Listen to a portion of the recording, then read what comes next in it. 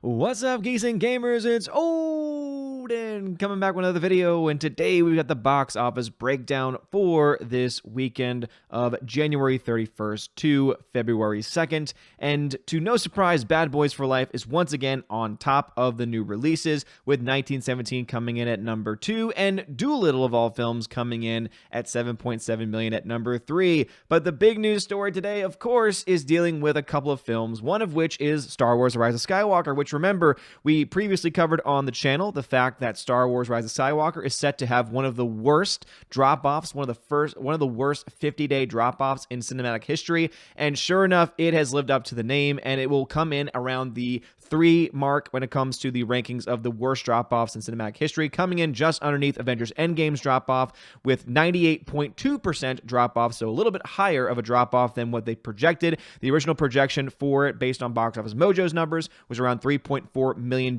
it was going to make this weekend. It came in underneath that by about $300,000 at $3.193 million instead.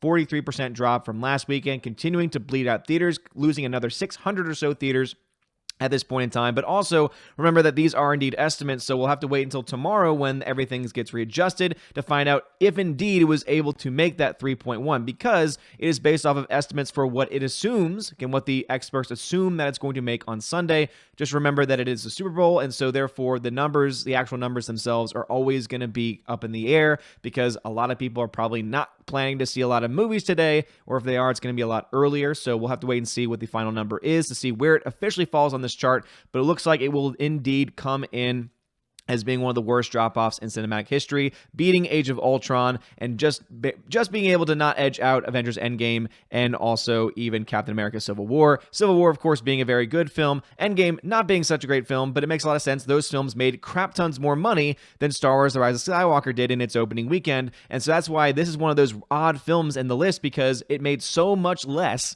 It made so much less than almost every other film on this list in its opening weekend, and yet still had one of the worst drop-offs. And so even though it coming in at number 3, it's not coming in at number 1 like I said I suspected that it possibly could.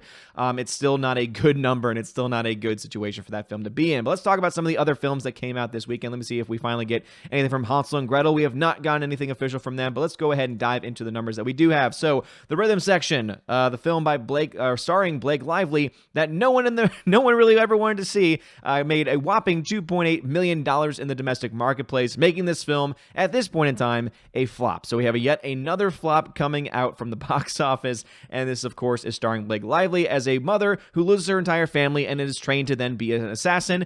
Let me know if you've heard that story before, because guess what?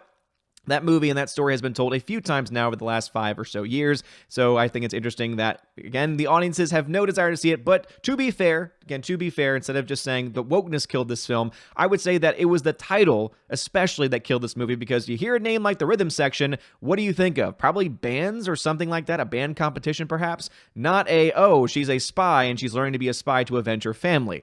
Very different scenario there, and as you can see, definitely something that is not resonating with audiences at all, but that should be really no surprise to anyone at all. Bad Boys for Life, continuing to do very well, now up to $244.5 million, being profitable at this point in time, and by the end of its run, will have made a decent amount of change as well. 1917 has actually now finally reached the point of profitability as well, again, making now at this point $249 million. By the time of the end of its run, it will have made probably a few million dollars in net profit, which is pretty damn good, especially since this is definitely one of the forerunners, one of the strong contenders for the Oscars coming up next weekend. Of course, I'll be boycotting that on my channel next weekend. If you want to join for the Raven Awards, that's right, I host my own award show over there, and you want to vote over there, make sure you check out my channel to find a link to be able to submit your own vote. But 1917 doing very well here. Doolittle, again, is still going to be a giant financial loss, but I don't think it's doing as poorly as many people suspected it would in its week-to-week dealings. It's made now $126 million, but because the movie costs around $150 million to make, and that's just to produce the film, it still has way too much money to make up, to the point where it is not going to make up at this point in time. The Gentleman is also reaching the point of profitability as well, making now $42.9 million by the end of its run. That will also have made a decent amount of change. Rise of Skywalker is still at $1,051 million. Now, we don't have $58 million now at this point, so it looks like we're getting in some of those foreign totals, and that will be updating throughout the day. but it is still currently at this time trailing Joker. And so I think there's still a giant question mark as to how much more money can this film make, and can it beat the $1.07 billion of Joker? There's still a question mark next to that. We'll have to wait and see. I'll see what the number is at the end of the day today with the foreign totals coming in, but it's still looking to the point where even if it does beat Joker, it's not going to be by much. And the fact that that film costs $55 million to make is just a giant slap in the face of Disney Star Wars, and I think it's definitely well-deserved. And then the horror film The Turning has made $14 million, and even that is technically getting close to profitability as well. I don't really like horror films, so I have not seen that one. I have no plans to see it, and yet when you look at the numbers, it is looking like the film is likely going to make some money by the end of its run. But those are the current box office numbers. I'll go ahead and update this one more time. We are not getting that, so I'm going to go over to my handy-dandy Excel sheet, which if you want a fuller breakdown of this Excel sheet to find out what the hell is going on here, make sure you stay tuned to my channel because I do individual breakdowns using this chart specifically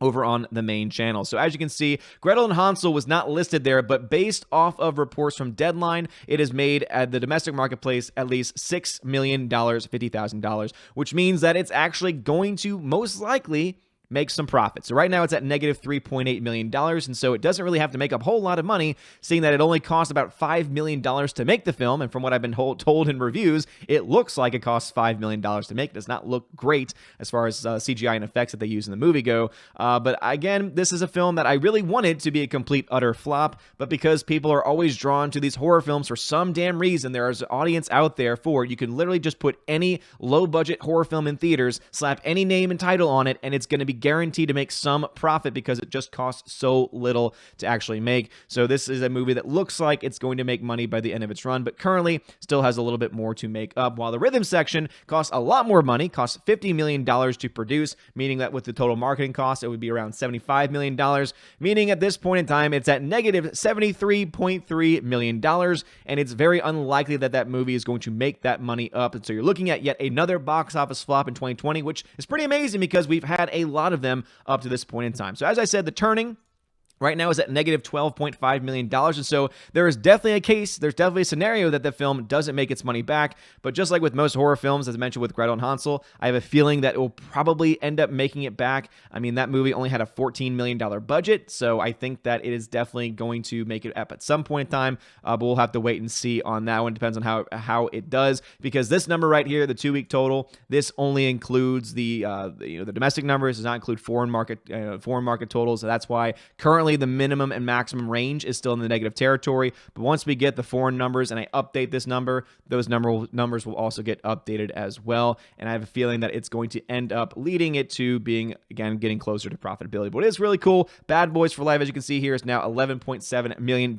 in the black. And so it's very cool to see that film making some money. As I said, The Gentleman at this point in time is sitting at $42.9 million, so it's at negative $7 million, but it is still doing very well week to week. It seems like it's going to have enough legs to probably make up that $7.2 million by the end of its run. Very glad to see that happening. I've heard great things about The Gentleman. I hear it's a fantastic Guy Ritchie movie. It definitely is not woke in any way. In fact, in some cases, people say it fights against wokeness. I wouldn't say that it's obviously a film that's, clearly trying to fight an agenda. I just think that it's a movie that is just doesn't care about the language it uses, doesn't care about how the actors speak to one another, is not going to be PC in its language, which is a movie that's going to resonate with a lot of people, and that's why a lot of people have been drawn to that movie. As I mentioned before, Dolittle, again, it's doing better, I think, than people expected, but it's still sitting at negative $186 million, and it is very likely going to end over $150 million in the red. Not looking good there. Underwater, still performing underwater,